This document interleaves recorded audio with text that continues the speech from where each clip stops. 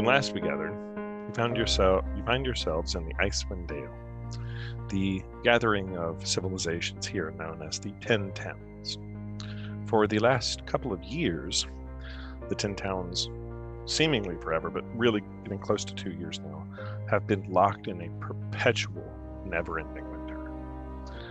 Supplies are running low. Contact with the outside world has nearly all but ceased, except for the few travelers that can make it over the mountains of the spine of the world.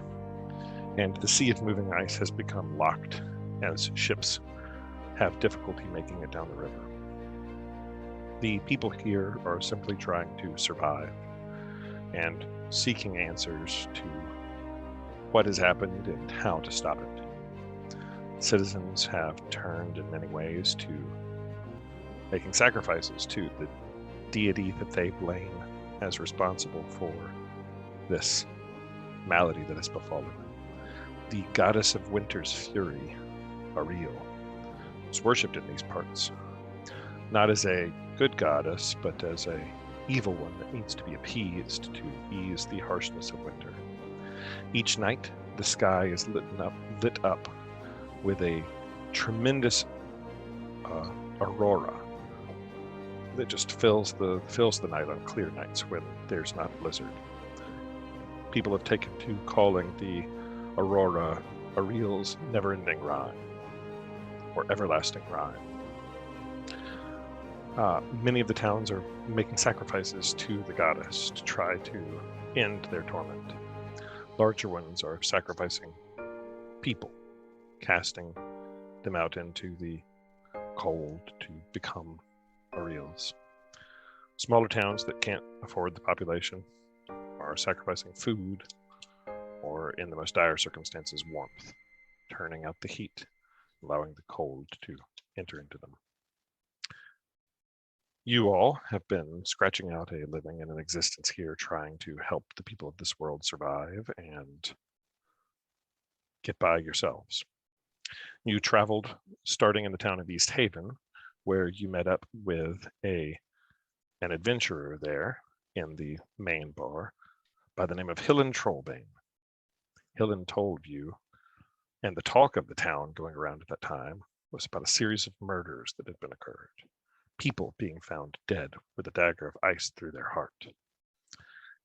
Hillen believed that this was the work of a evil man following a traveling band of merchants by the name of Torga Icewind, a dwarf that runs a traveling band of merchants moving from 10 town to 10 town. And Hillen noticed that the killings seemed to follow Torga's. Hillen suspected that maybe the killings were people that were working their way out of the sacrificial lotteries and things of that sort, but she's uncertain. She did know that the man responsible, or believe firmly that the man responsible, was a man named Suffolk Keltro. She told you she didn't trust necessarily the authorities, but felt like this was best handled by a stout group of adventurers. She basically wants him dead. She said, bring back proof that the deed is done. 200 gold is yours.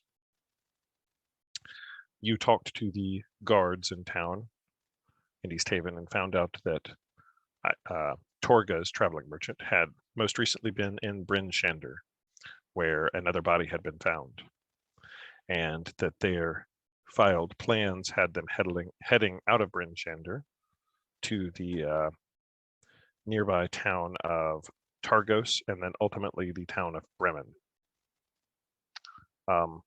Additionally, you saw a man be burned at the stake.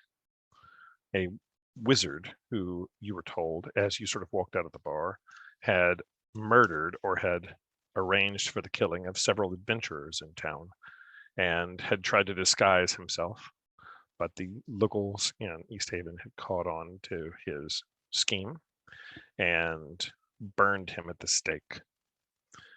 You noted that he was wearing red robes at that time and made just seemingly took it without any flinching as he was consumed in the flames. The captain of the East Haven Guard told you that, excuse me, gotta sneeze. Excuse me, told you that fishermen had gone missing.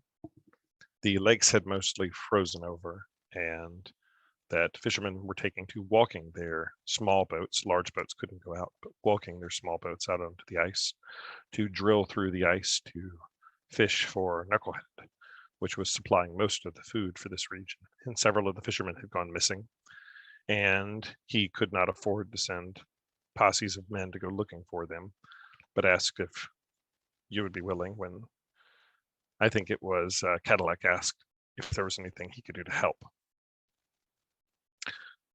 You additionally learned that a shipment of honeymead had gone missing, and from locals in the bar learned rumors of giant-like creatures that had been raiding.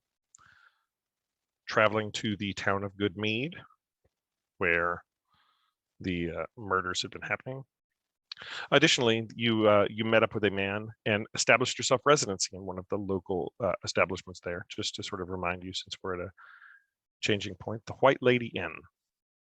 The owner and proprietor of the White Lady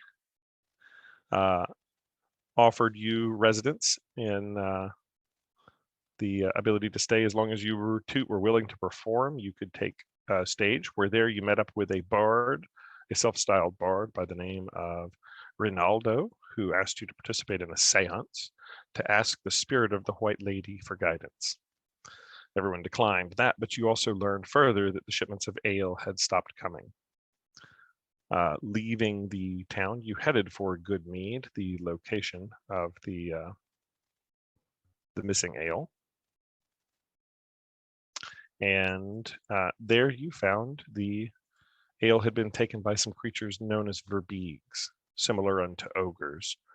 You tracked them back to their home and disposed of the verbeeg and his ogre companion and cave bear, and recovered the ale, only to be besieged by the creature's mate.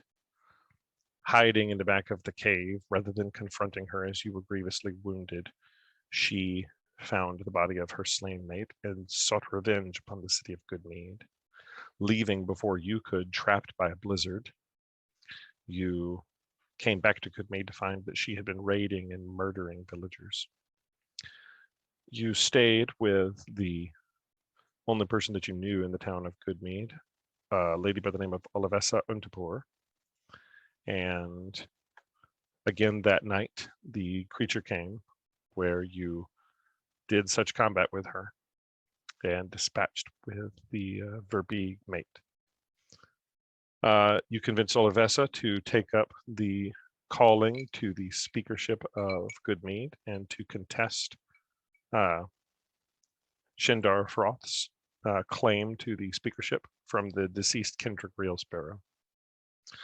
Around this time, a straggler had escaped and tracked through the night to his rival town of Goodmead from Dugan's Hole, where you met up with Markin, who knew this was the best idea, to make it all the way over from Dugan's Hole. And he told you that the town of Dugan's Hole had been besieged by a couple of winter wolves that had basically locked the town down and prevented anyone from escaping. They had kidnapped a couple of local children that turned out to be Markin's cousins, and they would not allow anyone in or out of the town, except Markin managed to sneak out somehow. They were demanding food and tribute, basically. And all this began, you found out, when Markin led another group of adventurers to town that were tracking a local giant.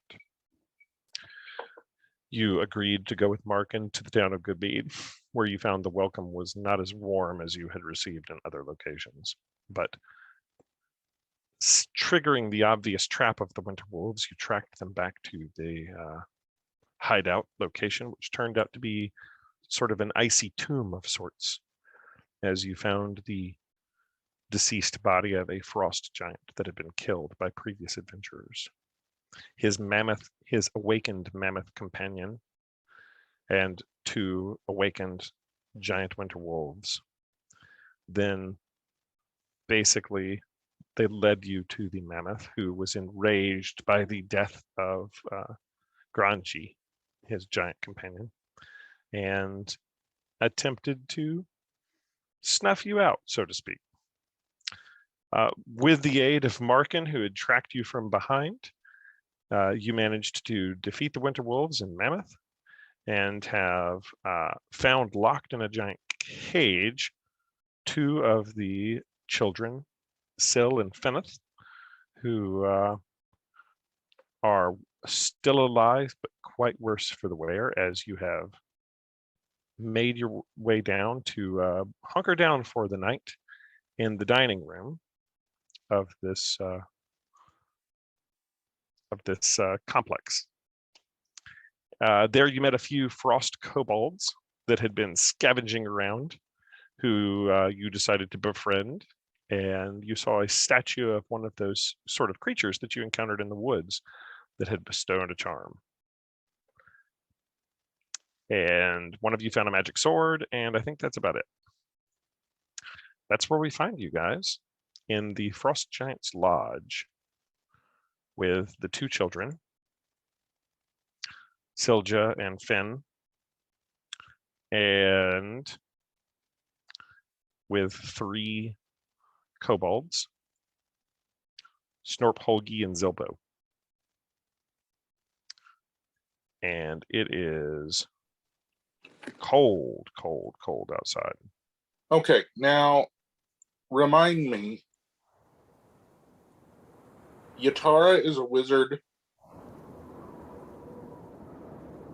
Yes.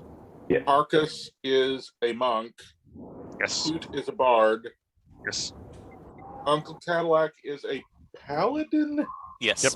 And Ordella is a fighter. And Ordella is a fighter. Okay, and Ordella has the Moon Touch Greatsword. We should actually record a session for the YouTube where everybody talks about their characters briefly, since that got cut out from the first YouTube. Oh, sure. Anyway, we could do that later. But so I'm just trying to figure out, because I've got this long sword of life stealing that I have a -1 to hit with. It's absolutely useless for me. It might be somewhat helpful for Uncle Cadillac, since do you have a magical weapon? Let me see. I don't believe I do. I have effects that will imbue a weapon with magic abilities, but I do not have a magic weapon per se. Yeah, take then, if you would use it, the long sword of life stealing. Okay. As you take it, what's your alignment, Cadillac? It is. I honestly don't. Are you a lawful good paladin? I don't remember how I set him up. Not anymore. I want to say chaotic good is probably a better. I'm not lawful per se. Yeah, you're a good paladin character.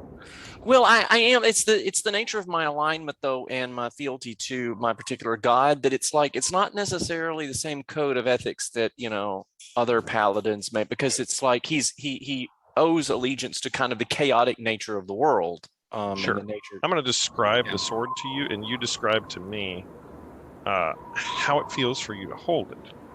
It is a long sword that is sort of forked at the tip. It has a hilt that is made out of dark metal, and the blade and hilt are adorned with skulls.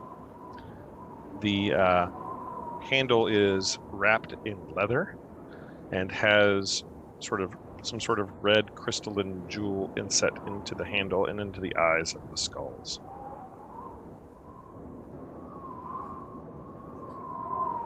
Interesting. I'm not repulsed by it, but at the same time, I do find it a bit curious.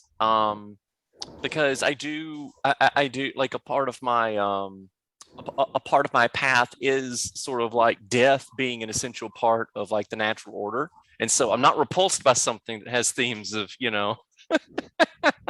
darker stuff in it. It is a curiosity though. This weapon requires attunement. Okay.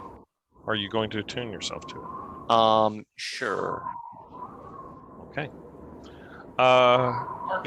Arcus is neutral evil and is just kind of looking over one of his pelts at this sword like, You're a monk. It's a sword. sleep, Longsword. sleep, Cadillac. Cadillac, you attune yourself to the sword.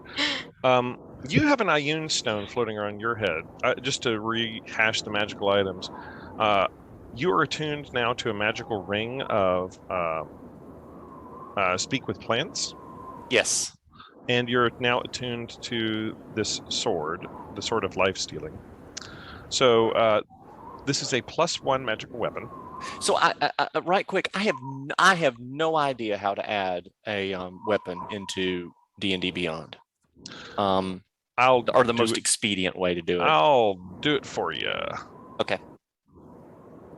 Well, I'll do it eventually here as I'm sort of DMing you. Right. Or you actually can just search it. This is a searchable weapon. Under inventory. Uh-huh. And Sword of Life Stealing, is that literally what it's called? Yep. Sword of Life Stealing. Or long sword of life stealing, I think is. Yeah. Yeah. Okay.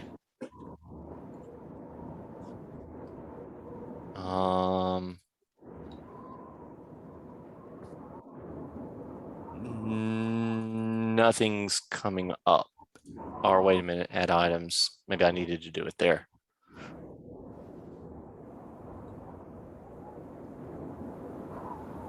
Jeff, what was it called? Got it. Long Sword of Life Stealing. It is a +1. So you can add +1 to it, as opposed to just a regular weapon. You also have a ring of, basically this is a ring of speak with plants. Once per day, you can cast Speak with Plants. And Ordella, you have an Ioun stone of, I can't remember. I'll have to get back and look myself. Stone of Leadership. Yeah, okay. Ioun stone of leadership. You're attuned to that. Mm-hmm. Okay. Yeah. You guys have the children, Solcha and Fen, and you're here with Snort, Holgi, and Zilbo. And underneath the table is the small little statue of the thingy. What are you guys doing? Solja and Fen look kind of terrible overall. Have we had a rest at all? I can't remember if you guys you were taking a long rest. Oh, we were? So, Sweet. Yeah, I think you were like right now taking a long rest at this point. Yeah, we have not yet taken one. But that was your plan, was to come in here and set up camp to take a long rest. And have steaks. Yes, there were mammoth steaks. I wasn't clear on how you were going to cook them. We started the Needs to fire cook 'em. last time. We started the fire last time. Okay. They're fresh. We don't have to cook.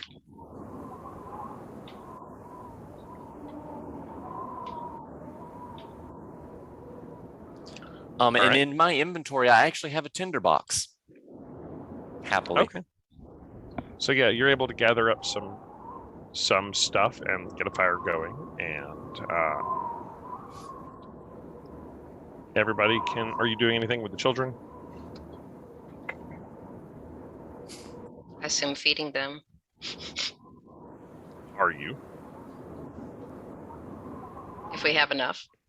I do appreciate that was connected to the idea of cooking dinner.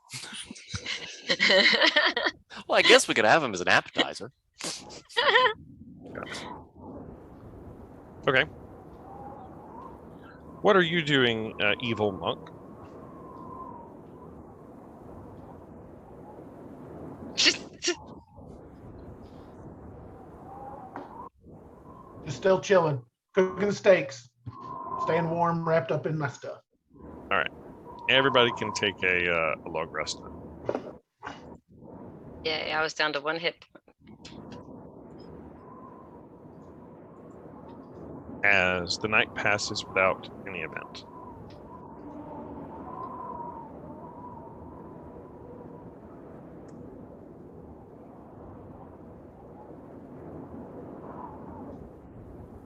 And the next day comes, and it is Still cold outside, but the blizzard that was raging has since passed. What are you guys doing?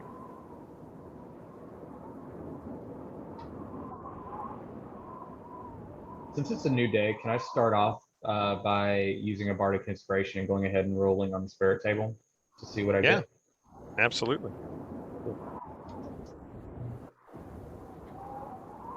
As soon as I find it again on my character sheet. Okay.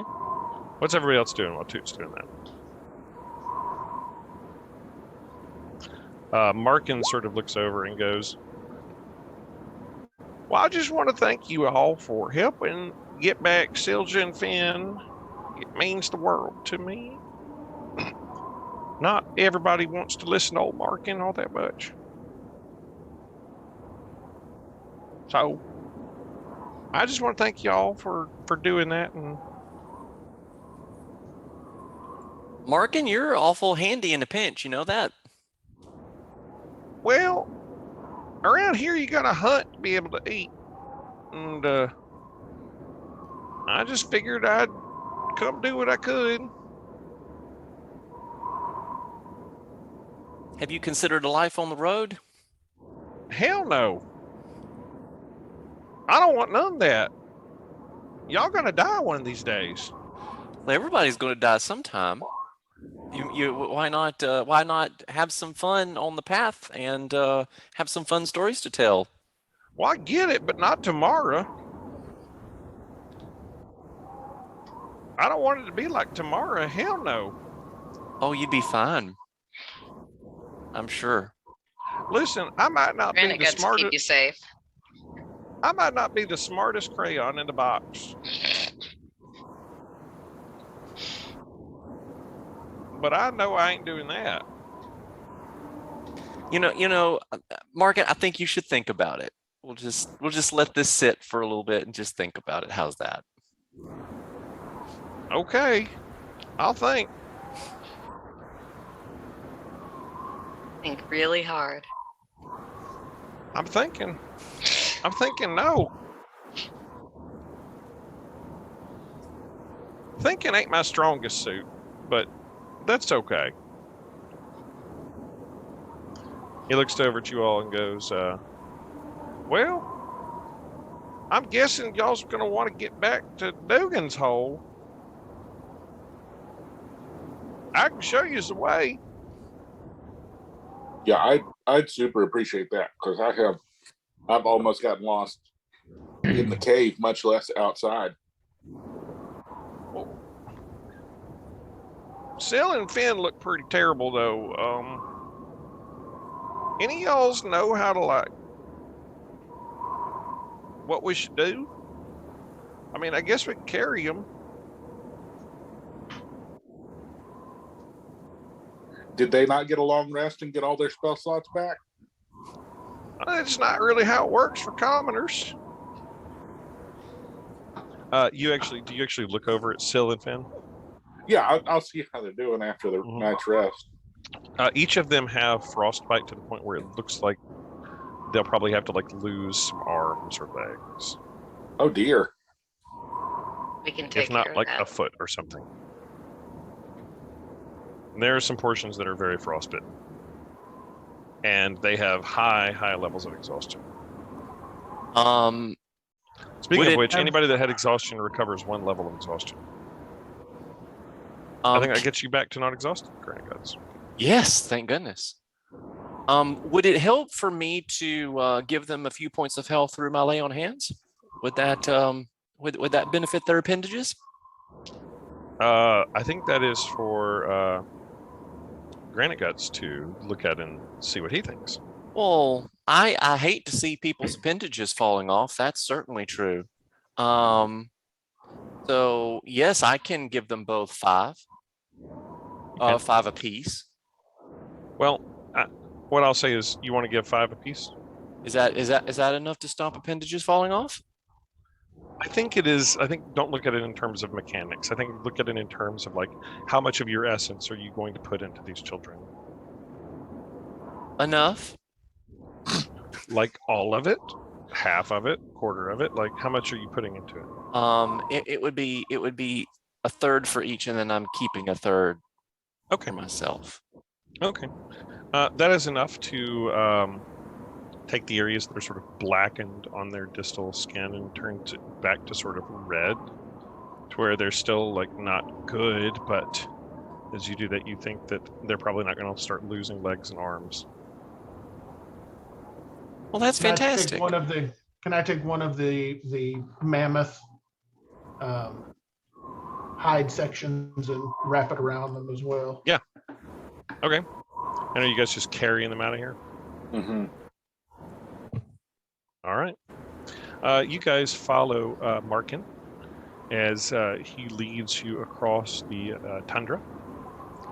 You guys are out in the tundra outside of Dugan's Hall to this frost giant berg, so to speak, way out here in the middle of the tundra.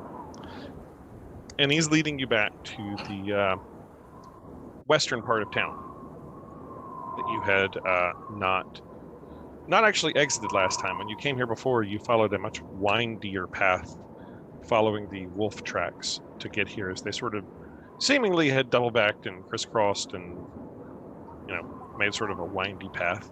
But he eventually leads you back to the outskirts of Dugan's Hole. When you get there, you come across an area of Dugan's Hole that you had not previously seen. On the western part of town, as old Markin leads you into town, I'll drag you guys out here. You come across a bunch of what look like standing menhirs that are like, think like Stonehenge. These huge standing stones surrounding a central standing stone in the middle. To the folks, to Granite Guts and to Yatara, who had been at the Druid Circle of Trees, it kind of is reminiscent to you of that, in a way. But there's no trees here, it's just all stones. But in the same sort of like circular or triangular kind of pattern. And Markin's not paying much attention to him. He's just sort of is walking on by kind of thing.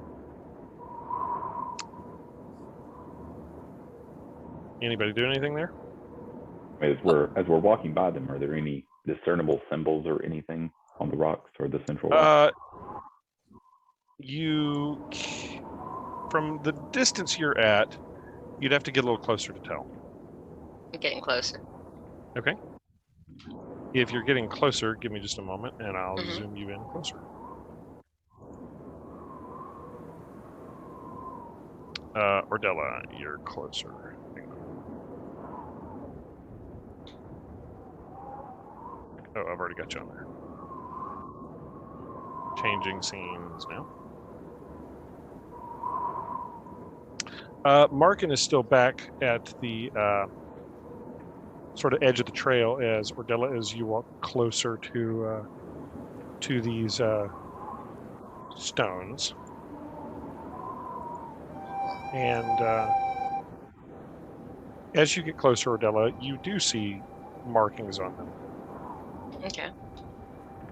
Do I know what the markings are or mean? What languages do you speak? Common, Elvish, and Orc. No. Oh well. You don't recognize them. You'd think maybe like some sort of Elvish or something. Okay. It'd be the But not closest an Elvish thing, I know. but not the closest thing, but not anything Okay. you know. Maybe Dwarvish? Ooh, If you're not real sure. ooh, ooh, ooh, ooh. Get over here. Okay. Yeah, I can. That looks familiar to me.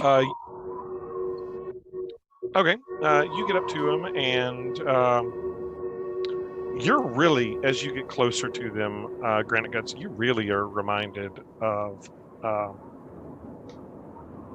where you'd been in the woods, the circle of trees. It sort of has a similar kind of like pattern and shape, and there are markings on the stones that are similar, actually. They appear to be like runes. They're not dwarvish exactly, but they're some sort of runes. What does it mean? As you're sort of all standing there, as you ask that, Markin sort of wanders up behind you all, goes, "Oh, I see y'all seen the standing stones." He goes, "Hey, they've been there since forever, as far as I knows. Come on, we gotta get Sil and Finn back."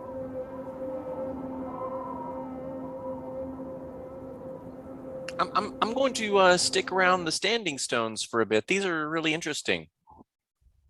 Okay. What are you doing? Are you sort of examining the runes? Yes, I'm really interested to see, like, are there differences between the different stones, for example? Are there different symbols? Yes. Is there There some are- sort of pattern? There are different runes on the different standing stones. Some of them are larger than others. There's not a pattern that you can discern per se. But kind of like as you're sort of here, you get a really like uncomfortable feeling. Like whereas in the circle of trees, things felt sort of like mysterious but not bad. You get really like nega vibes here. What do I make of the plinth in the middle? As you go up and investigate it, there are tons of runic markings just all over it, scratched all over it. Roll Arcana. Good guidance. You can. How are you doing that? I will say, why was Obi-Wan Kenobi fired from his job as a marriage guidance counselor? He kept telling people to use divorce.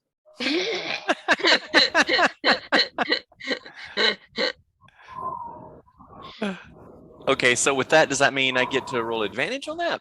No, you get a D4 that you can add to your roll. Okay. So since my rolls in this sort of thing have traditionally been catastrophic, I'm gonna add the D4 probably. And you know, and you know what? I'll go ahead and add it.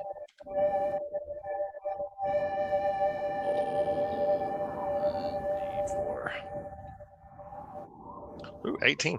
Nice. With an 18 on your Arcana check, Granite Guts, you are certain this is like these are spells of some sort that are inscribed into these stones. You can't at all make out what they are, but they're like incantations or spells. And with an 18 Arcana, you can tell these runic markings are old. They're beyond old. They're maybe the oldest thing you've seen in this part of the world. Interesting. And I'm still getting the really negative vibes from them, you say? Yeah, you don't feel real good about them. You just have sort of a negative vibe, negative feel. Markin sort of looks up and he says, "Yeah, you know, the legends, they say that the first person that come founded Dugan's Hole, these things is already here when they got there. Dugan de Brace, he happened upon this place as a fishing hole and named the town after himself. And them things is here when he founded the whole town. Ain't nobody knows what they is. They just been here done forever. Some people says it's a calendar for the space peoples. Some people says that it's they's magical. Other people say they's put here by a bunch of idiots. I don't know. I tend to think that maybe them like forest people was dancing around them and carrying on way back in the day.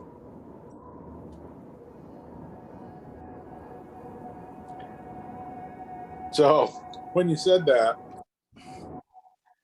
I just had a flash to Ricky Bobby and John C. Riley talking about what they imagine baby Jesus is like, and Yep.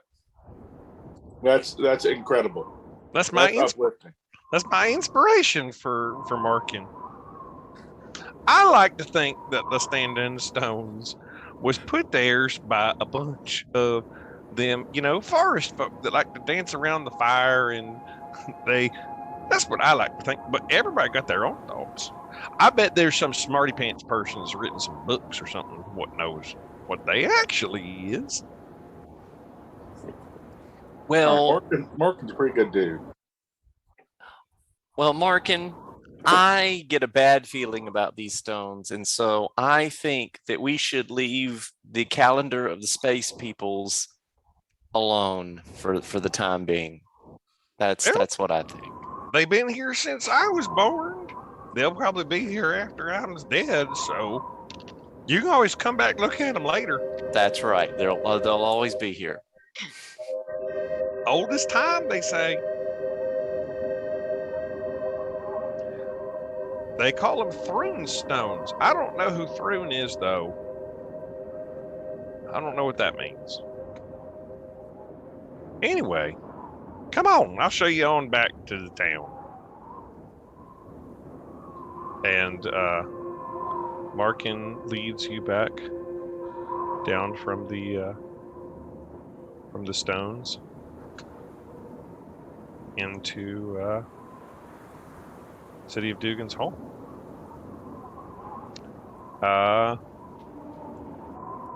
Where, as you sort of arrive into town, Carrion, Sil, and Beth, he says, "Come on, we need to go talk to old Brownie Puss." And he leads you back to the speaker's house. Edgra. Markin raps on the door, and Edgra appears. And he says, "Look, see, they got back Sil and Finnis like I said they would. Now you need to eat it, Edgra." And she looks over at him and looks at the children and says, "Well, bring them in." And she invites you all into the speaker's house. The insides are simple. There are furs of animals on the ground and simple furniture. There's like a writing desk, but it seems to be entirely unused. There's some like coats and things hanging on racks, and simple provisions, mostly grain and fish, the remains of like imported grain and fish. Edgra looks over at all of you and says, "Well, I can't say that I'm very fond of outsiders, but I was wrong about you. So I suppose I owe you my thanks. And Dugan's Hole owes you its thanks too. We ain't got much here. I don't have any money I can offer you. Look around and see that. But hell, I ain't got food neither. Damn wolves took half of it. All I can offer is my thanks, and I hope that Torm blesses you. And maybe Elmater someday will rise above this land and break this terrible night. Hell, maybe he also wants to do it. Can I offer you a drink at least?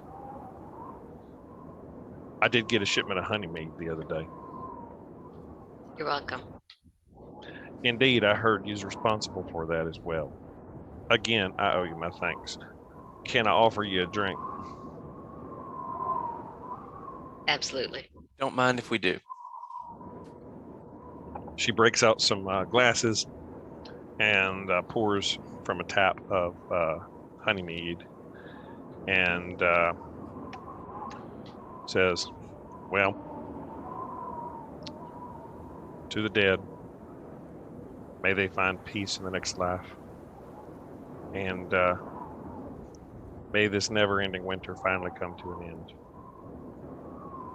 May the gods be with you.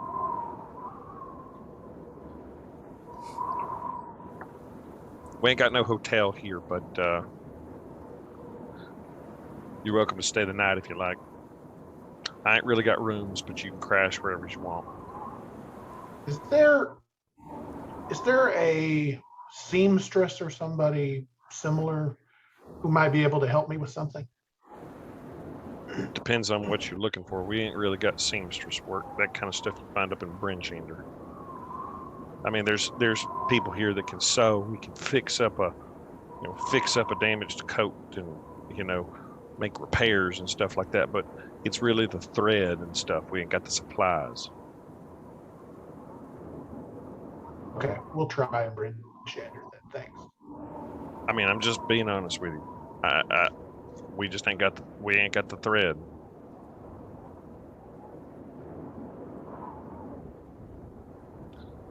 It is, after the trip back to Dugan's Hole, it's been maybe a half day. It's getting on towards noon. Of course, the sun sets early. And I'm going to bring you to the map. The reason I did such a long introduction today is to remind you of all the things that you've probably forgotten that are going on in the world.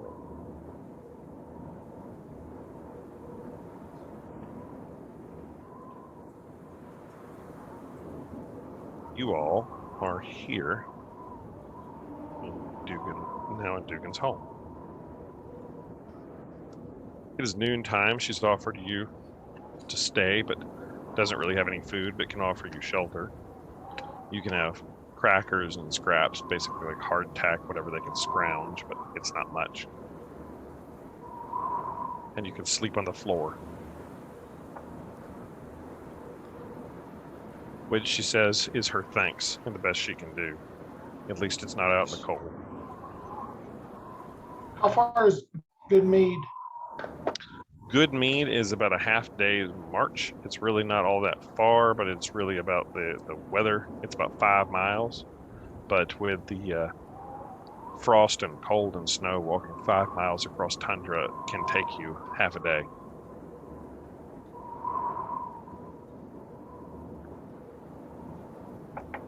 But could be done, if you pushed hard, could be done in less time. If you had fair weather, if you were lucky and had good weather, I can tell you the exact time. There is a handy dandy table.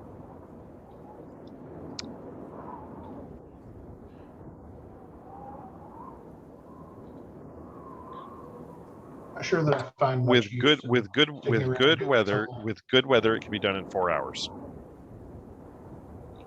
With bad weather, half a day.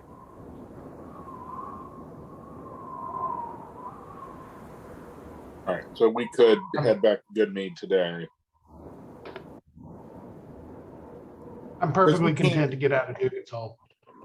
We can't easily get to, I mean, as the crow flies, Dugan's Hole is not that much farther away from Brinchander, but I imagine that path is not like this Clear way. cut. Is not viable. Overland travel is definitely viable. You can cross the tundra. It's doable. You crossed tundra to get to where you came from earlier today, about 3 miles of it. You're far more likely to, you would think, encounter trouble traveling along and across the tundra than if you travel along the roads. But not necessarily so. But it's not like ravines and No, it's like it's potentially not passable. impassable terrain. No. None of this. I mean, there are hazards, but none of this terrain is impassable. And in fact, I mean, there are things in this adventure, not to metagame too much, that are going to have to take you off the trails and out into the wild.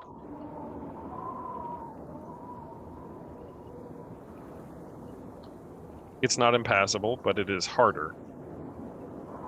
It may be worth it to take the shortcut.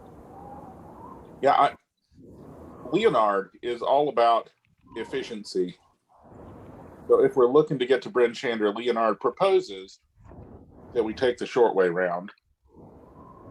Well, Leonard, I guess there's a couple of options then.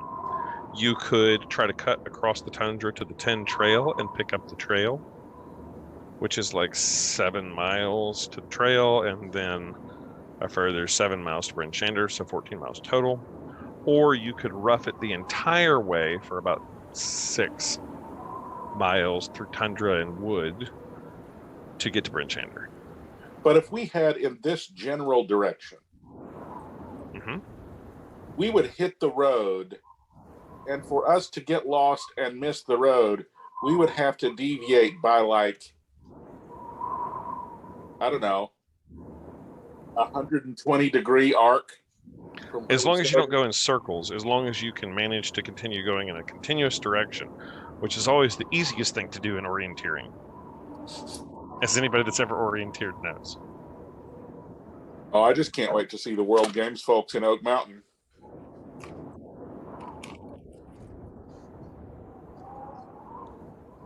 Sumo is sold out. That's my my suggestion is we take a short way to a big city. Okay. What's everybody But else that's want to just me talking. I like Leonard, that idea. Leonard suggests a shortcut across the tundra to Bryn Shander. Agreed. At this point, do we know how much of a head start the person who we're heading after that was supposed to be heading through Bryn Shander has? Like, Well, how many days has it been? Yeah, so it's been probably about a week. You don't know how long they were going to stay in. You know they were in Bryn Shander, and then you know they were going to Targos, and then you know they were going to Bremen after that, but you don't know how long they were staying in each of those places. You know, you had a couple days in the Yeti, you had a couple days in Good Mead, and a couple days. It's been about a week, maybe, give or take, a 10-day. It's a lot of ground to make up. I agree. Maybe a shortcut is best.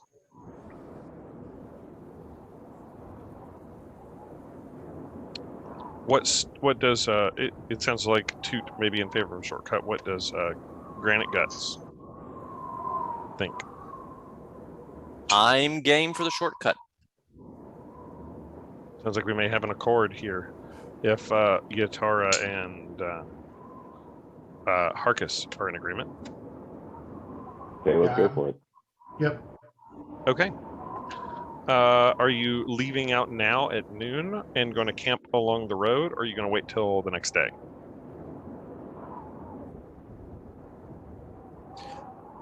I'm fine beating feet today. No point in waiting if we're taking a shortcut.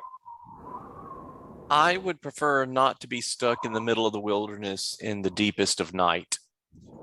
And how much longer do we have?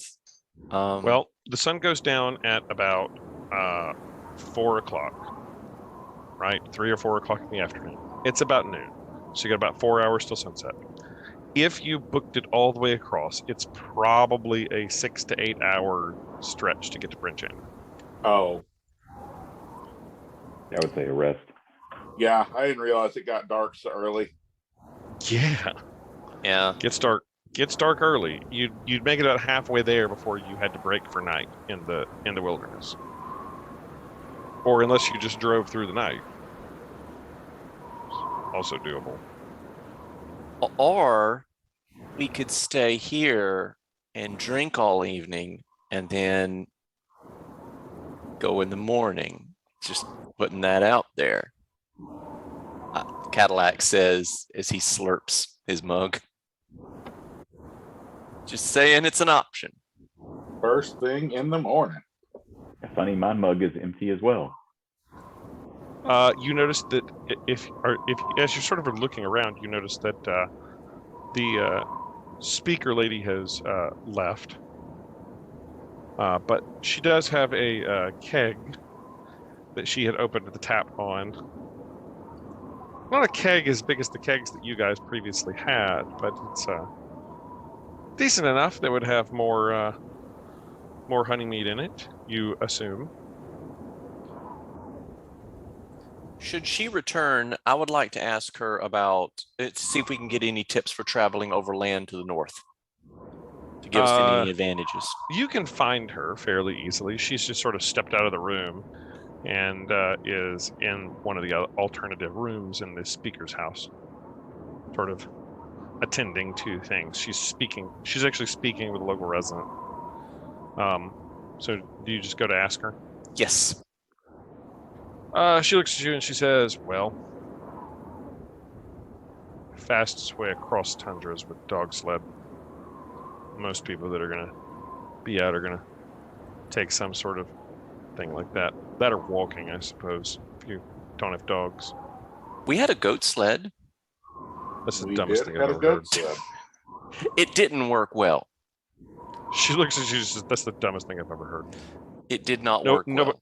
Yeah, I bet. Nobody has goat sleds. Who ever heard of a goat sled?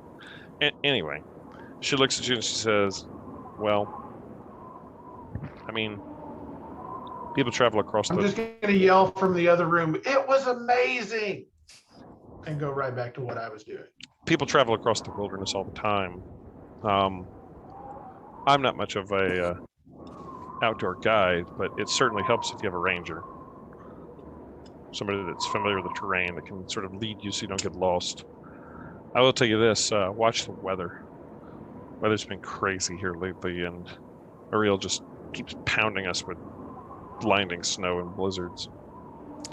Do you have any village people who might be able to serve as a ranger for us to keep us out of any stumbling into anything too dangerous? Listen, I ain't got nothing like that. Okay. We're fishers here. You just asked how to make it across. But yeah, people do it all the time. It's not that big a deal. It's just watch out for. Listen, the biggest threat are bears, and if you believe in that sort of thing, yetis. Don't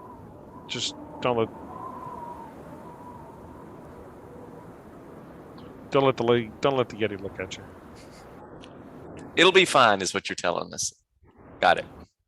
Listen, you walked into a god-forsaken giant's den and snatched 2 dead children back to life. Who am I to tell you what to do? We're drinking ale because of you. Cheers. Cheers. And she says, just keep your nose clean. Stay straight.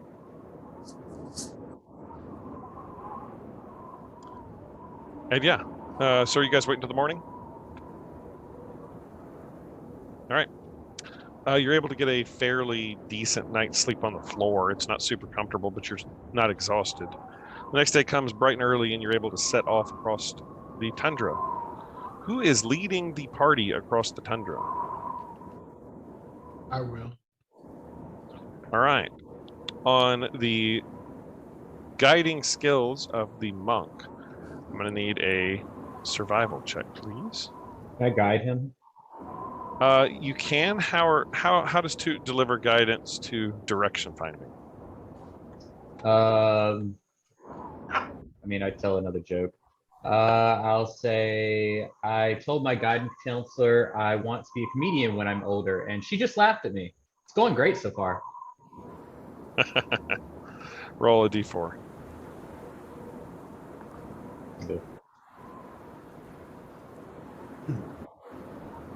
Oh, this is not good. Yeah, you managed to get out into the wilderness, and the hills start to sort of like rise up around you. There are these mountainous hills of snow that look like sand dunes in the Sahara, and you find yourself completely surrounded by them. And it is very, very hard to tell which way is which. The sun seemingly never gets above the hills, so it's hard to sort of use that as a guide. But you can sort of look at the shadows and kind of generally point yourself in a direction, but progress is slow, and it's really slower than it should be. You haven't encountered any creatures while you're out there yet, but you do notice that the cold and wind and snow are starting to turn a bit. It's the weather is starting to turn on you, unfortunately, just a little bit. Not full out blizzard conditions, but it's not great. Looks something kind of like this. You're just surrounded by hills of snow. You can make me another survival check, please. How long does guidance last for? It's 10 minutes, I think. So I'd have to do it again. But you certainly can. Yeah, I'll do it again. I'm not going You to tell don't a have joke to. this You time. do not have to tell another joke. It's fine. Thank you. Yeah, with a 17, you're successful, and you manage to find the path. But now another pop-up blizzard is full on you, and you are trudging through just blinding snow. It almost seems like there's just a malice to this blizzard. Can I reach up and cast light again on my hat? Just try to keep everybody together. Yeah. Okay. You sure can. Sort of are in blinding snow now. I need another survival check from whoever is leading the party now. This is going to be disadvantaged because it is now blinding snow.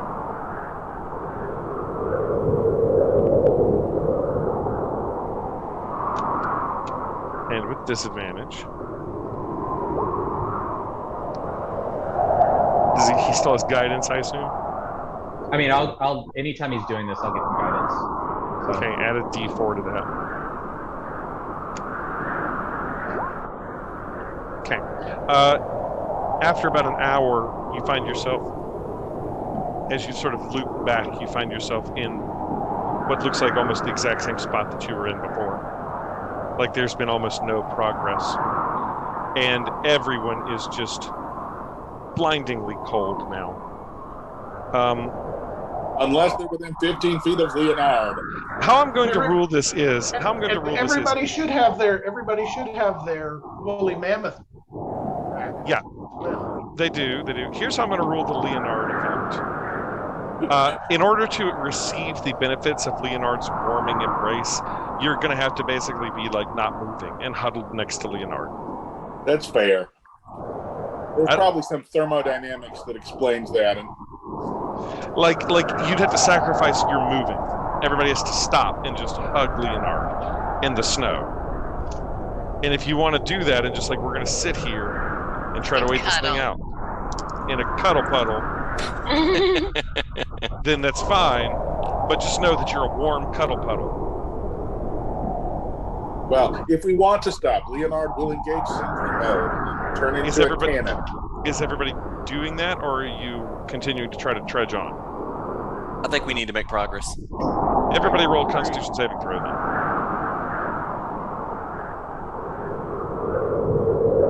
Can I guide myself on this? You can. Doesn't matter. No, it does matter. No, it doesn't. Cadillac and Toot, the two of you take one level of exhaustion. Oh, for heaven's sake. As you're both exhausted. Lord have mercy. Yatara, you also take a level of exhaustion.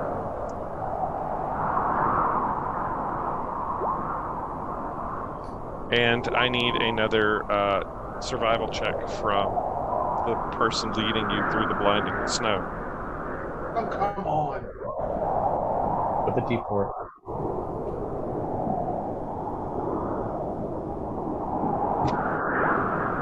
You again find yourselves turned around, having made no further progress than you've made before in the absolute blinding snow. And unless we are hugging onto hugging onto the robot, everybody can make again a Constitution saving throw.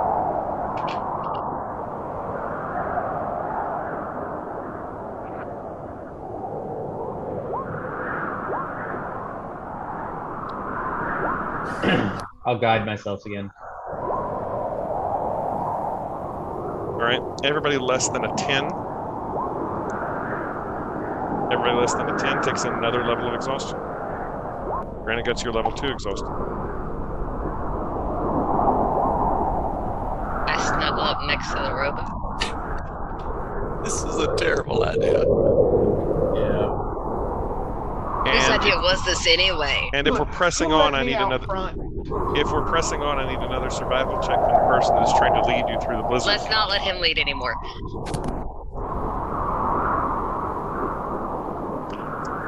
He's good at pretty- sur- I'm good at. I have a +4 survival. Is anybody else any better?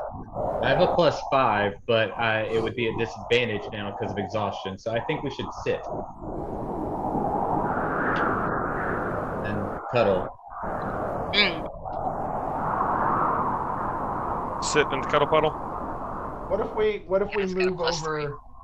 What if we like move over here, sort of out of sight into sort of this area, and maybe see if we can break the wind and then sit around the warm robot. Okay.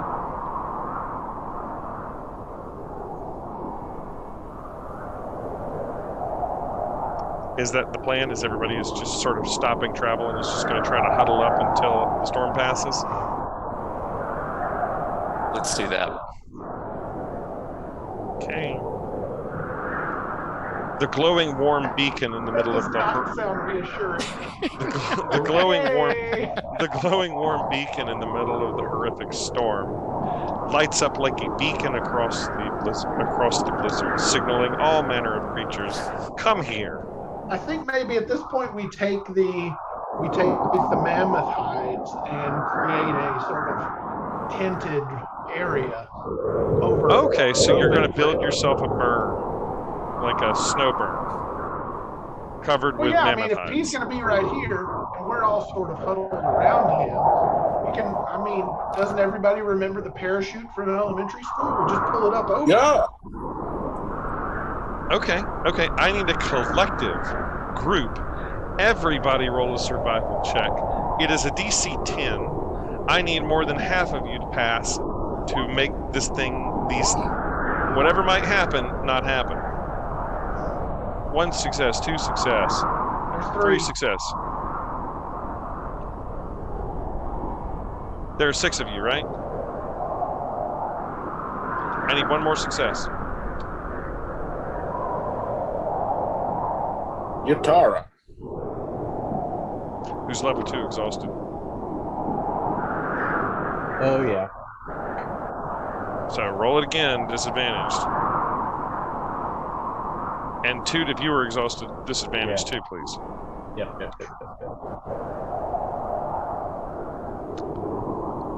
2 still passes. Yatara, guidance may help here. Sure, I'll give guidance. It actually might Yatara help. still have It actually inspiration? might help. Yeah. Does Yatara still have inspiration from before? Yes. Yatara does have inspiration. Okay, with inspiration, then the disadvantage is negated if you want to use it. Inspiration allows you advantage on 1 roll, so if you wish to use it here, you can take your 21. Yes, please. It's cold. All right. You guys managed to huddle next to the robot. It takes about 4 more hours of huddling there. And when you come out of it, you are buried under like 2.5 feet of snow. Almost 6 hours in total. And things are getting to be dark. But as they are getting dark, you find that you had actually moved closer than you realized you had in the night. As you see in the distance, the walls of the city of Bridgehander. Not in the night, in the storm. Through the storm, you had moved closer than realized. The walls of the city of Bryn Shander are within sight. Sweet. Yay. The sun is beginning to fall below the horizon as it never dips very high as you finally see the city. You're approaching it from sort of this southwest corner or southeast corner down here. Like down there where Yatara's token is. There are gates to the city that you can see in the distance around the sides. There's an east gate and a southwest gate and a north gate. Where are you guys headed?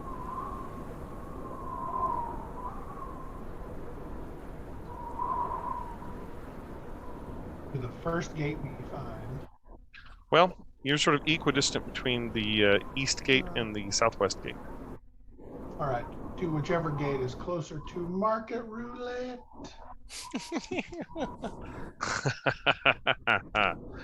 The southwest gate. You head to the southwest gate. Is. You head to the southwest gate, and as you arrive there, walking around the southwest gate,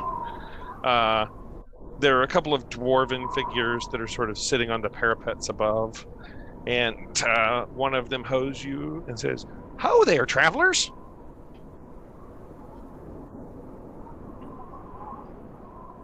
Welcome to Bryn Shander." Hello, it's cold. We'd like to come in. Well, yeah, of course. I'm terribly sorry. Please, it's just what all are you doing out there in the cold light in this terrible storm? Freezing. And she opens up the gates and says, welcome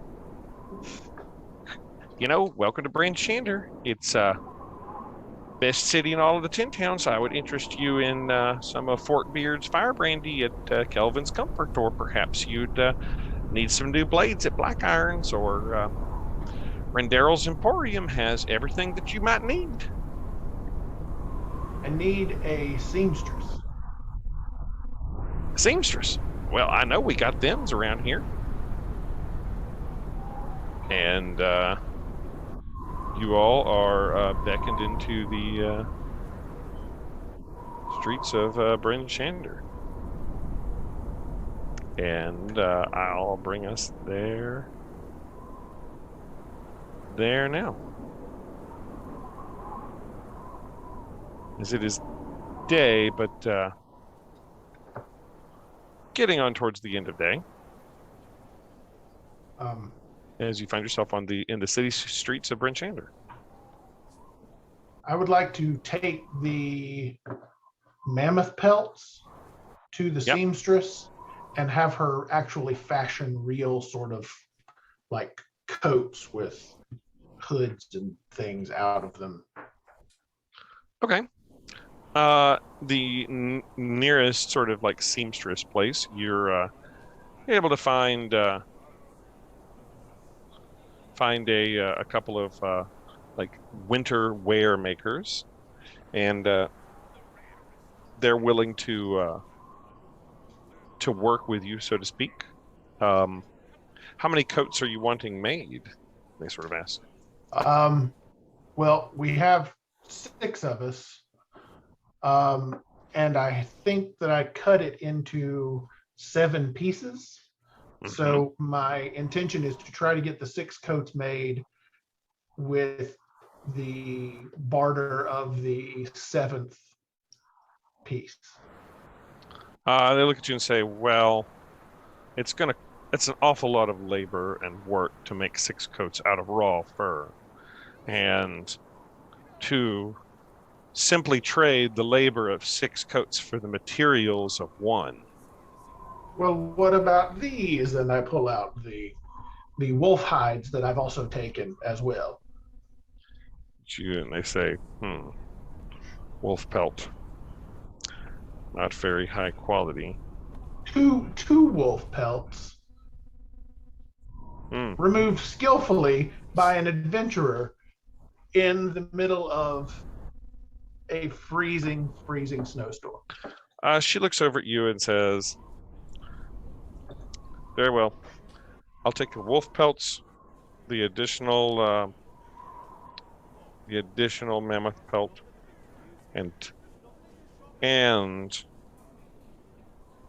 let's say 10 gold, and you'll have 6 coats." You drive a hard That is bargain, but I like your style. Here's your 10 gold. Okay, they take 10 gold. They say this labor will take a day or 2. Very well. Thank you very much. Yep. So they do that. It's getting towards late, as the sun is now firmly down. There are a few people that are still milling about on the streets of Bryn Shander.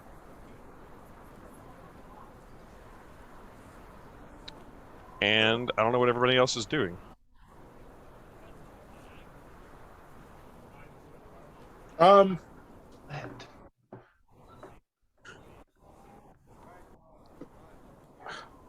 Leonard is in desperate need. I don't even know if I have money or anything. No. You have a Never job mind. that offered to pay you 200 gold. Well, we're working on that. Mm-hmm. Okay. I'm gonna try. Market roulette requires money. Market roulette requires items. Money. Or valuable items to trade. Magical items. Okay. I'm gonna try. No. It's not open right now anyway. It's getting late. No. I can't in good conscience try to trade my thermal cube for something worth. And then I remove my essence from it and it becomes a damn cube. Exactly. It's a cube of keep you warm forever. Oh my goodness, I'll buy it. And then you just remove the essence from it and it's... Yeah, that's the I'll keep that. That's the back pocket strategy for desperate times. I think that would work. I think you can do that. I think you can remove the infusion whenever you want. I think it lasts 3 days if I don't re-up it. I'll have to double check it, but I think you can. We just can never come back. Last 3 days if you're dead. I know that. Anyway. Oh, that's right. It's if I die. But I think you can just remove it. So we now know what the plan is if you die, is to remove the cube. If Leonard's dead, you got 3 days to Leave stay the body. warm. All right. What's everybody doing? Are you looking for a place to stay? Are you looking for a place to drink? Are you looking for both? Are people looking for food as the day is growing long? Are you looking for information about the killer? Are you looking for other information about Ariel? Or are you just looking around? It's too cold to just look around. Look for a warm place to stay first. Okay. As you're sort of looking around from where you're at, the most obvious place that you see is there is a inn and tavern on the far corner called the North Look.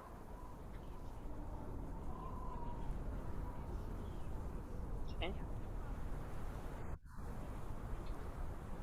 Are you going in there? Yes. Is it this Is one here? everybody going with? Yeah, and I think on the way, like, Toot's self-consciously like straightening his hat and like trying to make sure there's no wrinkles and there's no like blood or anything. Yeah. Yeah, you were pointing to a building and I was sort of looking off. You've sort of traveled all the way through town, like looking for a seamstress, and are on the far northern side of town now. And this building here, the bigger building, is the North Look. It is a tavern and inn. And that's what you see in terms of like places to stay, the North Look. Okay. And I can take you. I'll take you there now. Let me change the audio profile for Northlook, and let me get the characters here. Actually, outside of the Northlook, Harkus, Ardella, Toot, and Cadilliac. All right, you guys are outside of the bar, the inn and tavern labeled the Northlook. You hear people milling about inside, and there is sort of a lively ongoings. As you enter, people are sort of stammering about at the bar. There is an elderly bar chap behind it, and people are sort of drinking and making the merriest that they can make. Place to stay and mead. You just walk up to the barkeep and say that? Yes, and food. He looks over at you and says, kind of spits a little bit and says, "Welcome to the Northlook. Name's Scramsax. Said you needed a place to stay? Yes, You got gold?" I think I do have some gold. Look at What about a performance? Got plenty of performances here. One's about to break out over in the corner if you look. And you see a couple of guys that are arm wrestling, and then one of them turns and punches the other one. And Scramsax behind the bar kind of laughs a little bit and says, "I don't need any performance. What I need is more gold." how much to put me and my friends up for the night. How many of you? With food and ale? Yes. Probably for food, ale, and room and board for 6. 8 gold pieces. All right. I got that. You've got it? Yeah. He looks excited when you say you've got it. Say, finally not another debtor around these parts. I don't have to break any more kneecaps. I swear, half these bums in here is just living here on credit. He takes your gold and says, "Grab a seat. Helga be around shortly with menus for your dinner. Although I can say you got 3 choices: the knucklehead stew, the knucklehead stew, or the knucklehead stew." He sort of laughs at that and says, "In all seriousness, she'll bring you your stew and your ale. Grab a seat. Welcome to the Northlook."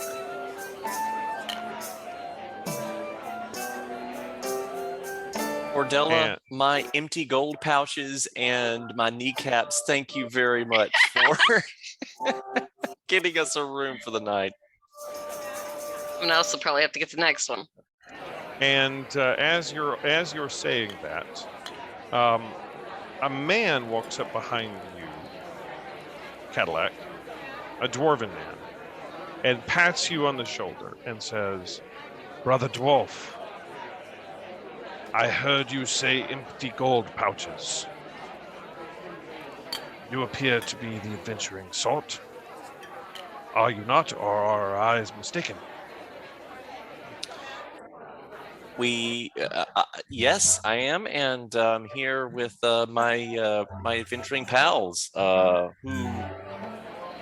Who might I be speaking with here? My name is Cadillac. He looks at you and says, "I'm Harana. My friends here are Korux." And another dwarf walks up to you who's wearing what looks like mining gear. And then he looks over at another one and goes, "And this is Storm. We're in need of aid.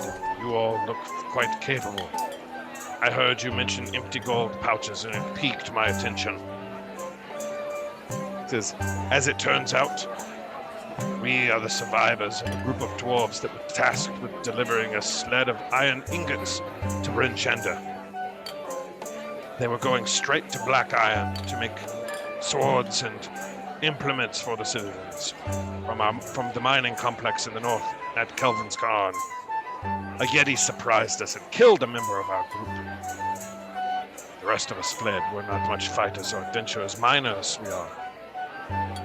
The Yeti tore Ubak. Sorry. He's dear to me. I couldn't pronounce his name. What a dumb name he has. We all teased him about it. I mean, who spells their name Oobok? Ubak. Sounds like a goblin name. Very strange. We always called him Ubak the Goblin. We fled as the Yeti tore him limb from limb.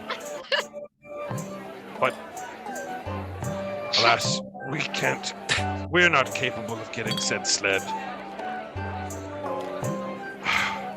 We need someone to go back and get the sled for us.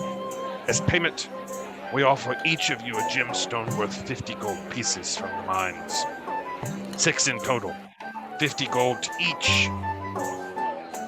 And I know that Black Iron would be most grateful to the iron being delivered back to his forge. Well, we are always excited to meet grateful people.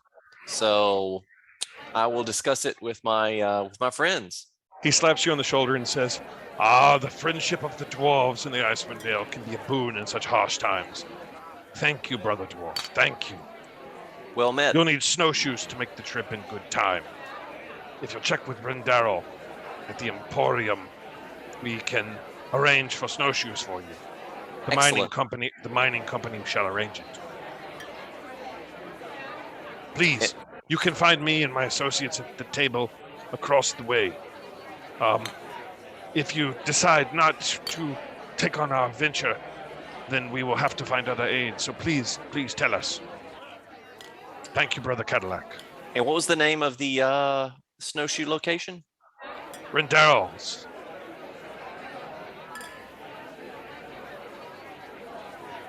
Rendarel's Emporium.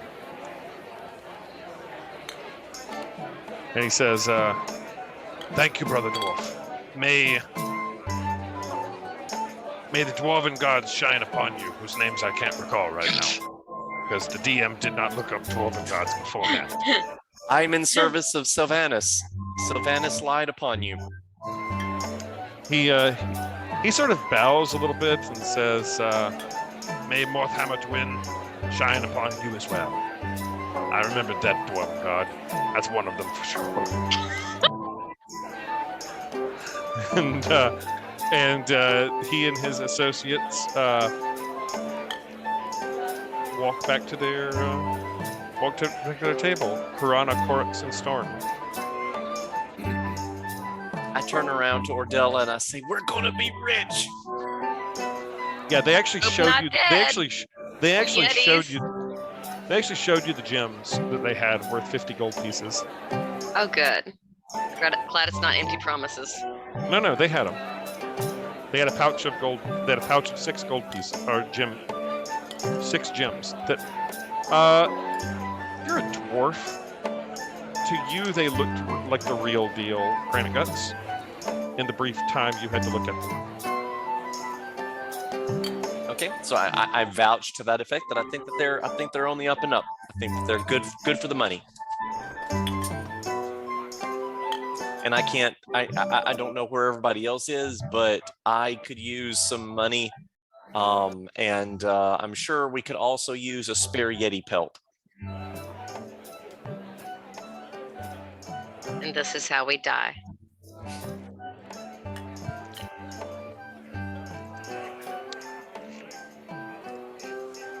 All right. Well, is As the you're rest of sort the of, group next to us? as you're sort of chatting around here, everybody roll perception.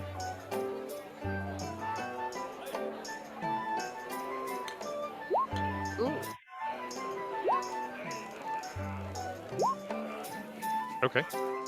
Yatara, Harkis, and Ordella, you all overhear this. One of the bar patrons that's sitting next to you says, "Can you believe it? They found another one. Just like the others. Dagger of ice straight through their heart. This time in the city of Targos. I tell you, I don't like it. It's enough going on without murderers running around on the loose.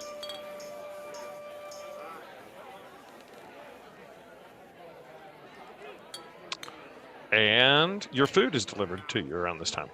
Yay. It is knucklehead stew, and it is fair. It's not great, but it's fair. And the mead is honey mead from the town of Goodmead. You've had it before, and it is delicious. Yay. And what is everybody doing here? I assume Yatara and Harkus are in the bar. I'm gonna move you guys into the bar. And around this time, Scram Sacks comes up and says, "Well, I've arranged rooms for you. Ain't much, but they're upstairs, and we got two three tops, so to speak. Each room got 3 beds in it. So whenever you're ready to get some shut-eye, here's the keys." And he tosses a set of keys to one set of keys to you, Ordella, who paid for the rooms. And then he looks at you and says, "Who gets the other set?" Got 6 beds. Toss the other set to Toot. Tosses a set of keys to Toot. Says, "All right. Well, that's 2 rooms, each 3 beds, and you got your stew, you got your ale. Can listen, just don't get into fights. See, and I really don't want to have to throw you out after you pay me all this gold. I'd like to keep you business. So no fighting, and have a good night." And he starts milling about doing his business behind the bar.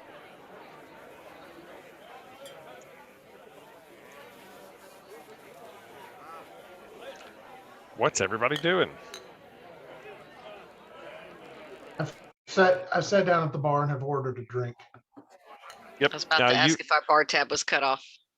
You had 1 ale that came with your meal. If you're ordering another one, Scramsax tells you that depending on the quality of the mead that you want, are you wanting another one of them's honey meads, or are you looking for the local grog? Is the local grog stronger? More likely to kill you. I'll try that I'm then. gonna flip him a gold piece and just see what.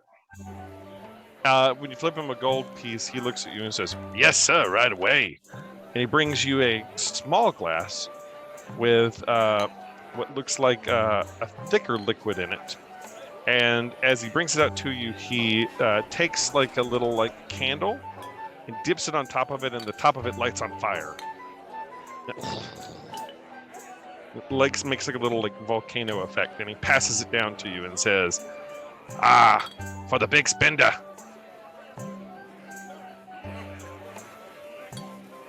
Just 1 drink. He's gonna blow it out and then slam it. You back. blowed it out! What kind of pansy is ya? Oh, come on. Oh, my God. Look at all this hair, man. I Oh, my can't catch God. this Oh. on fire.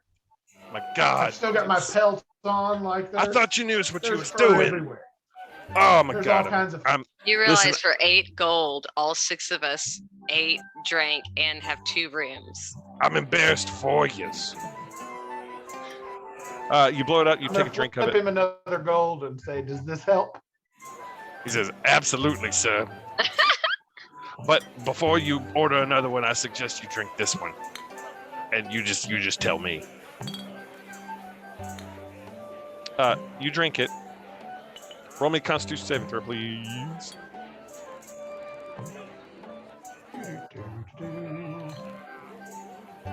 Oh, that's exactly what I thought would happen. You are beyond plastered. In fact, you immediately fall over, passed out, snoring in the bar. Your face goes straight down into the knucklehead soup. And he goes, "Yep, I pick your head up and take your soup. the brandy claims another. Listen, I don't know how they do it, but it's like 200% alcohols or something. There's some sort of magic in there. I don't know. They get This it from time I flipped him a gold. this.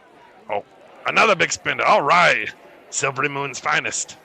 Says, I don't have many bottles of this stuff left, but you guys are really laying down the gold. All right. And he pours you a bottle, lights it on fire, and passes it to you. Can I just Nope, you're look up with snoring my and eyes you're still closed? Damn it. you're blowing Always bubbles a in wimp, your let soup. the alcohol burn.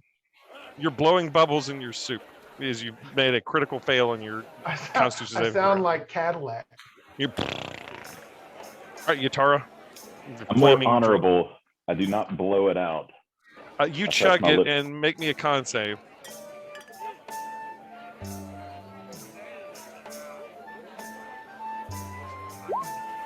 He looks up and he goes, "That's my man!" And yeah, you feel it. I immediately slump in my bar stool. Not passed out, but No, you're not slumped passed heavily. out, but you're like, it's like you've had 12 drinks.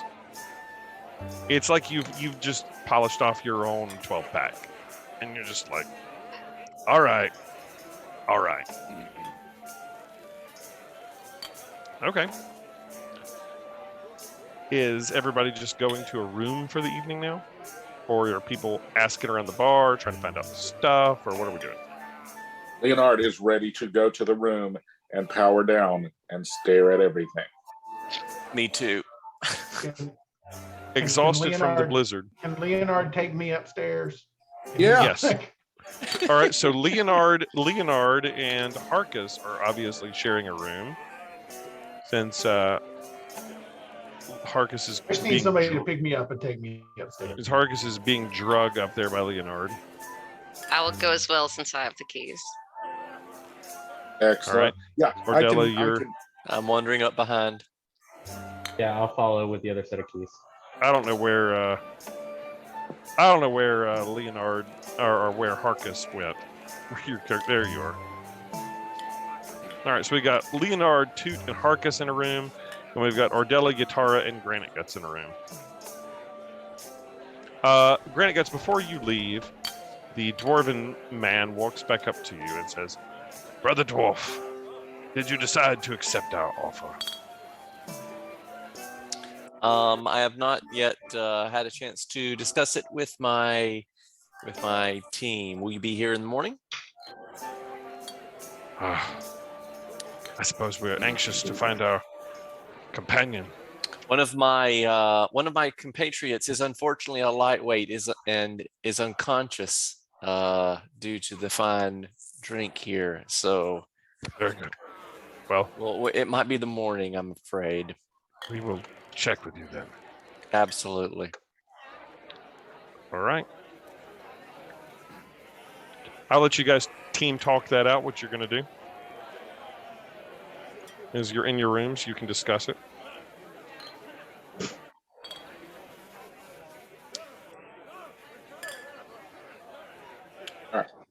Leonard is posting up by the door where I can see, like, is that a window? It looks like a window. Yep, there's windows. So I can see the door and the window. Mm-hmm. And then I'll power down and go into rest mode. Yeah.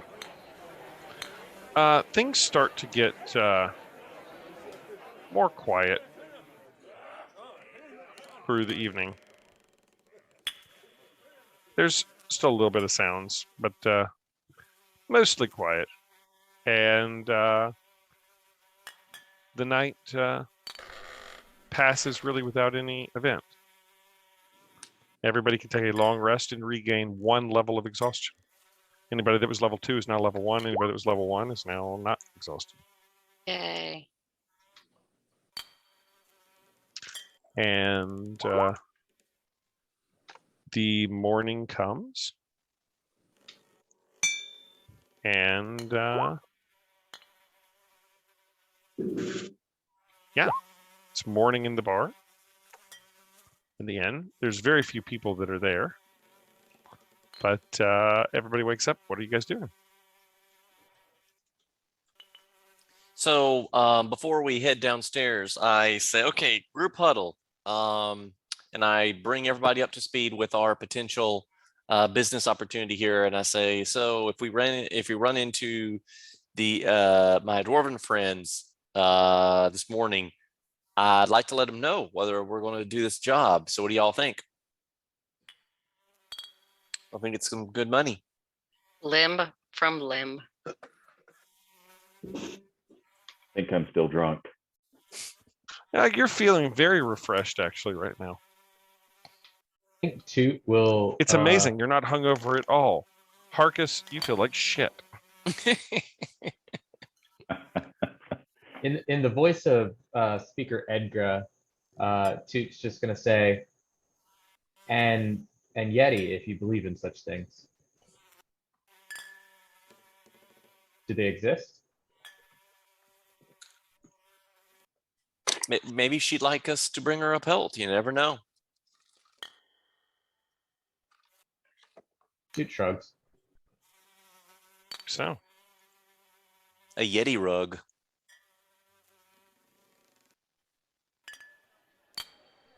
maybe so. All right. So is this something we want to tell them we'll do? And do we have anything else better to do?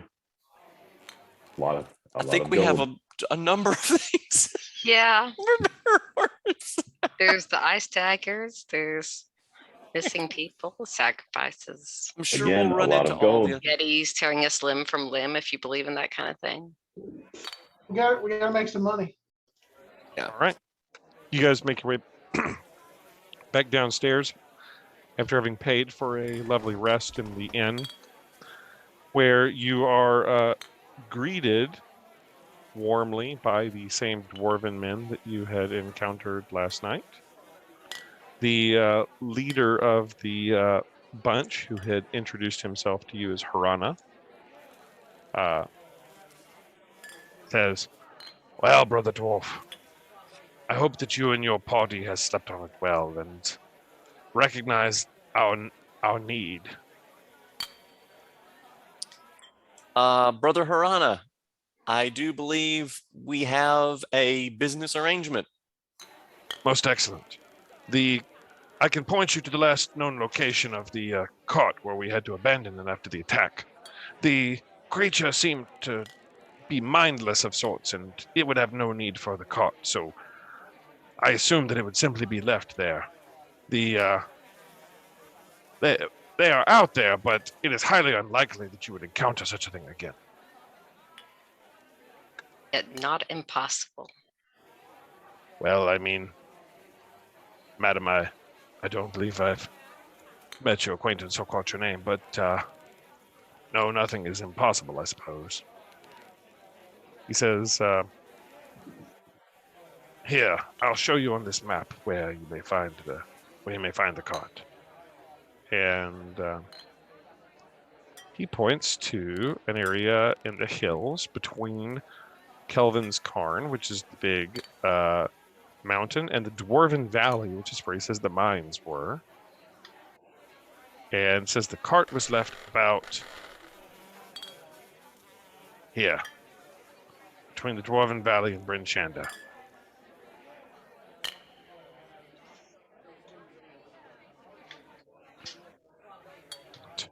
We don't typically take the roads when we're bringing loads of ore. It's too long to go all the way around the lock, so overland travel it is.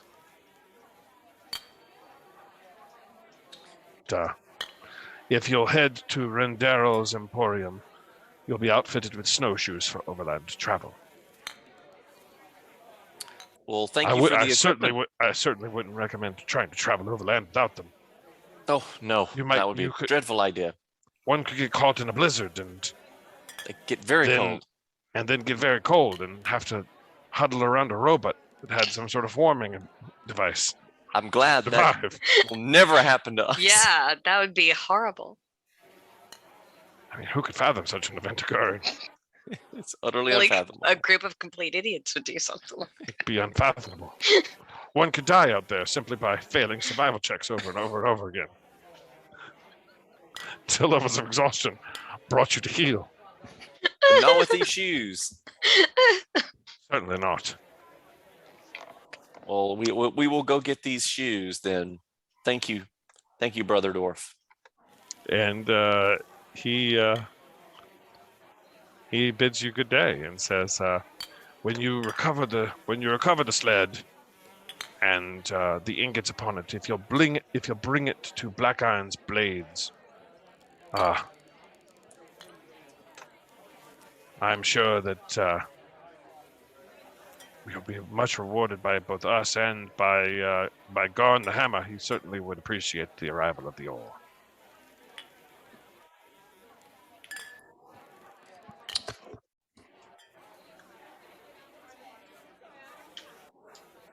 And if you need any weapons, with the return of the ore, I'm sure we could work out a discount of sorts. We have a deal. And he bids you good day. You guys have traveled all the way to the other side of Bryn Shander.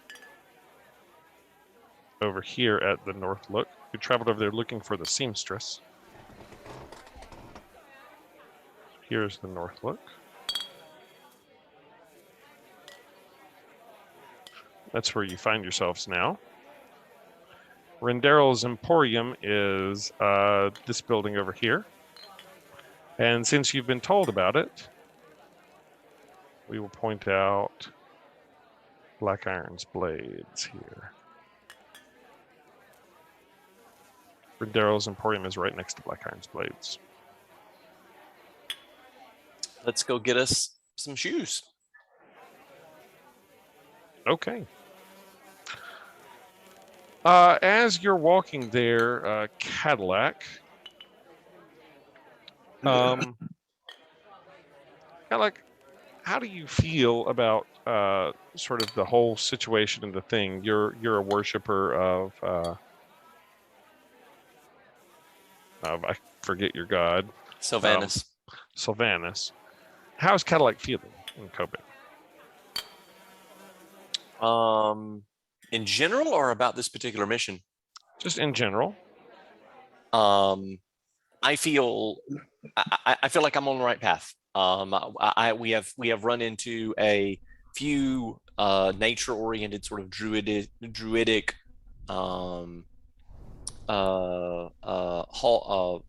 waypoints here, and I was sent here to discover what evil is lurking and causing this and causing all of this chaos, and I feel that we're on the trail.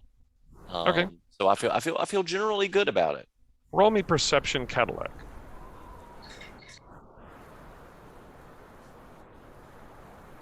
And would that still be a disadvantage at level 1 exhaustion? Or no, not for this. Okay. But yes, but not for this. Okay.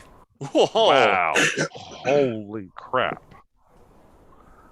Cadillac, you pass by a temple as you're sort of walking towards the center, and you are strangely drawn to it. Okay. So I strangely walk in that direction. It's labeled as the House of the Morning Lord. And you're just sort of strangely drawn to that temple. So I turn to the group and I say, I'll catch up with you in a moment. I want to check out this building. Okay. Everybody else is going on to Rendaryl's Emporium. To get my snowshoes, Leonard wants some snowshoes. Yep. All right. Then we're just going to do a quick Cadillac scene here. And you'll be able to see this on the YouTube for everybody. So this will just be a Cadillac scene.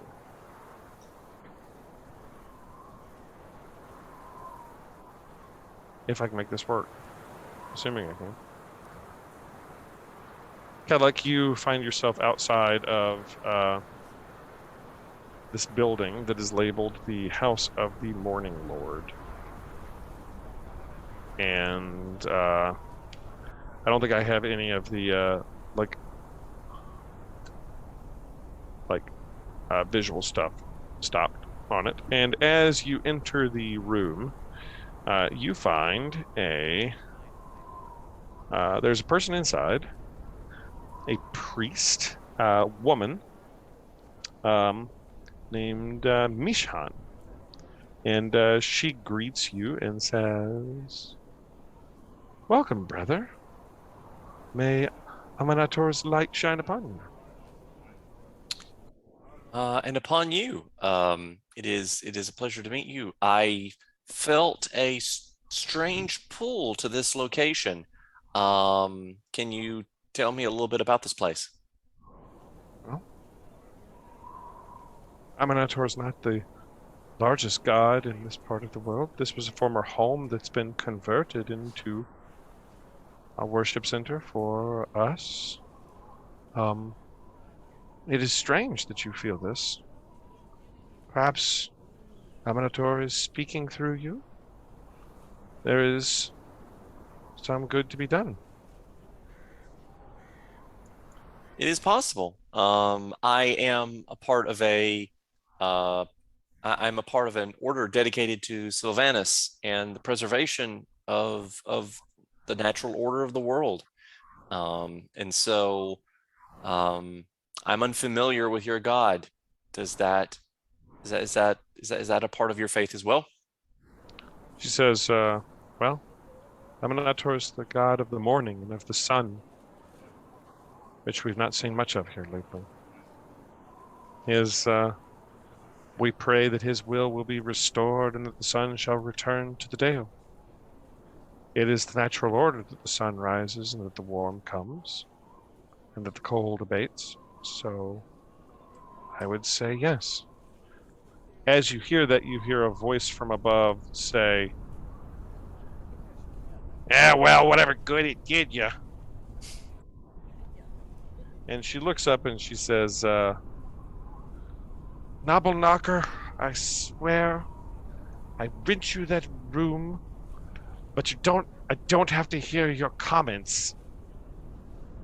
And as she says that, a gnome, a rock gnome looking guy, descends from the ladder from the roof, looks over at you and says, "You've been praying for months now. I ain't seen the sun come up. Not one bit."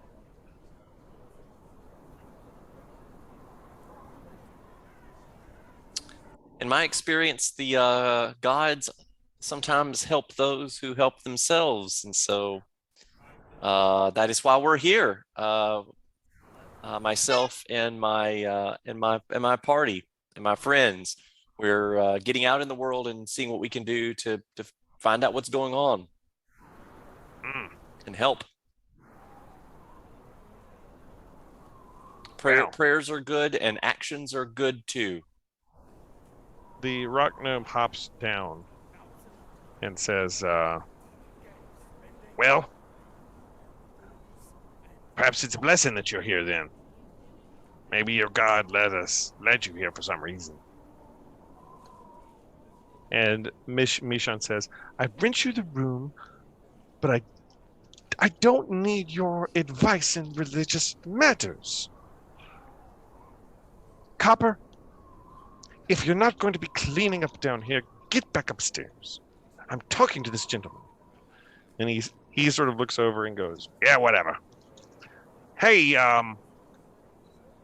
what's your name? I didn't catch it." I am Cadillac of Cadillac. the Order of the Moss, Guard of Sylvanus. Pleasure to meet you. Ain't much moss around here, but hey, if you're really into doing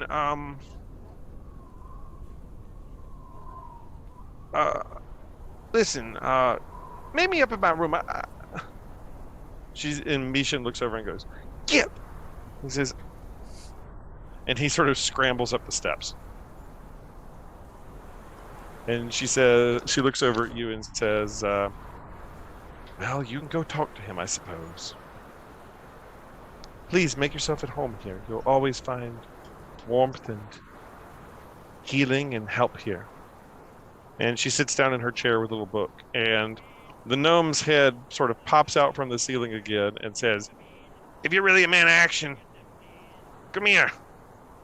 I got a favor to ask. I'll bite. And so I go Climb the ladder. Yeah, go and say hello. You find a very plain room at the top of the ladder where Copper Knobber Knocker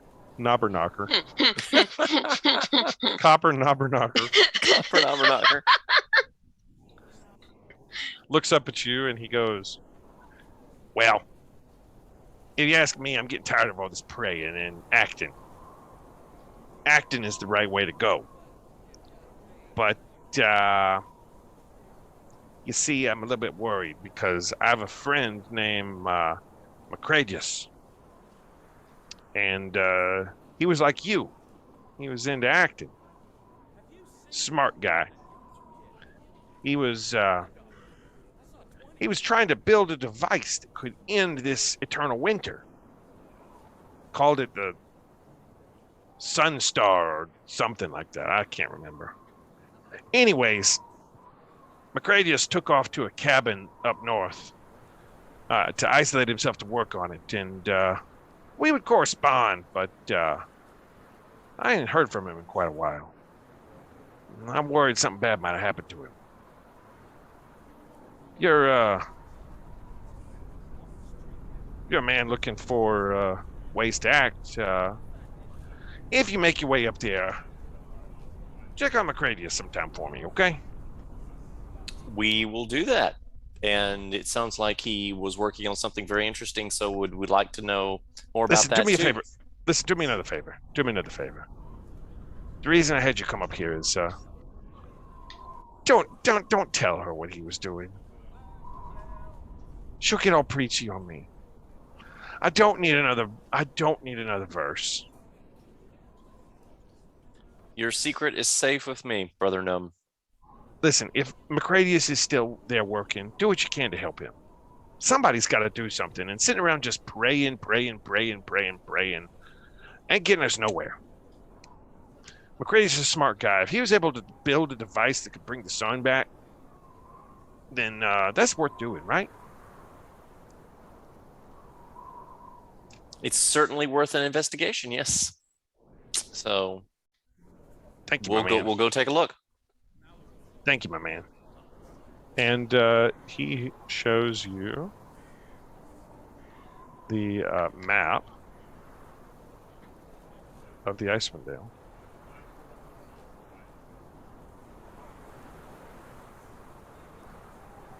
And he shows you where